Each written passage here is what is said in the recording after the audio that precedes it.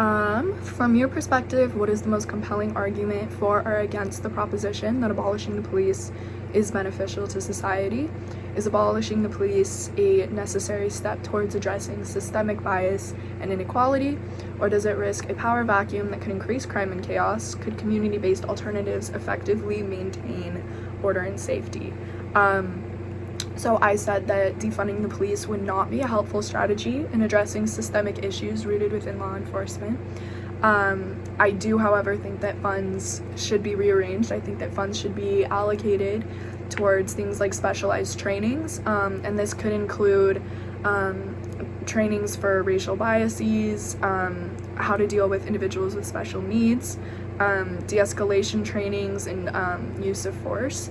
I also think that it could be allocated towards psychological evaluations and various community services, such as social services, government outreach programs, housing and rehabilitation for those who need it. These have been proven to be a really effective way of decreasing crime, is providing outreach for people who need it. I think funds should be diverted away from the militarization of police. In 2020, about $90 million was used to send military-grade weaponry to police forces. I think that that's something that has been proven to be ineffective in crime fighting, and it contributes to the escalation of certain suspects in situations. I think fully defunding the police is just not feasible. There's no alternative to monitor and deal with crime, and ultimately police are essential, and defunding the police would not be beneficial, but systemic reforms need to be made. And then moving on, from your perspective, what is the most compelling argument for or against the proposition that a universal basic income is beneficial to society? Would a universal basic income promote social welfare and reduce poverty, or could it lead to inflation, de-incentivize employment, and increase government dependency? I said that a UBI would be a beneficial step towards eliminating income inequality and poverty, and including improving general quality of life. Other UBI trials have gone really successfully, though they haven't been implemented like nationwide or anything like that. But between 2007 to 2009, the Basic Income Grant Program in Namibia cut the nation's poverty rate nearly in half.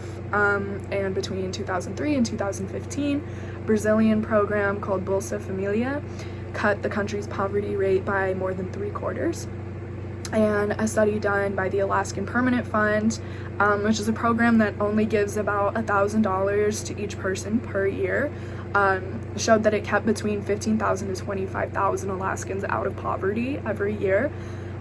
Further, Alaska is the only state with a UBI and has the lowest income inequality level in the country, and is one of only 4 states where the inequality hasn't risen more than 10% since 1979.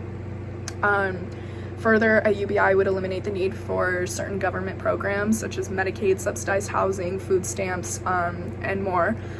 And these programs are great, but they're often really, really hard to access, and so they're not necessarily feasible for everybody to use, whereas a UBI would come with no conditions and could be helpful to everybody no matter who you are.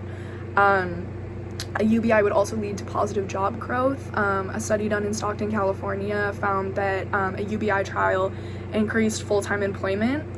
It gives people time to apply for jobs instead of having to work part-time consistently. And it also would make higher education more attainable and accessible. And then the last one, from your perspective, I'm gonna adjust a little, sorry. Is Bitcoin a smart investment for the average person, or is it a risky gamble fueled by hype? If you had $500 to invest each month for retirement, how much, if any, would you risk on Bitcoin? I said that Bitcoin is not a stable investment for the average person. It's really impractical for day-to-day use. This is referred to as the scalability challenge. So essentially, like, the blockchain requires a lot of computing power, so transactions are very expensive, and the more people who use it, the transactions get more and more expensive, and there's no foreseeable future where we would have enough computing power to decrease the price of these transactions. Bitcoin is also a speculative currency, and it's unstable, unpredictable, and it's pretty easy to get scammed on Bitcoin and out of Bitcoin. And it has pretty much no potential to become a widely adopted form of currency, as the majority of the population probably doesn't know how to access it, and also it has pretty big environmental consequences. And right now, society is sort of trying to move away from that. So ultimately, if I had $500 to invest and put in my retirement, I would not put it into Bitcoin. And I think that's about it. Thank you.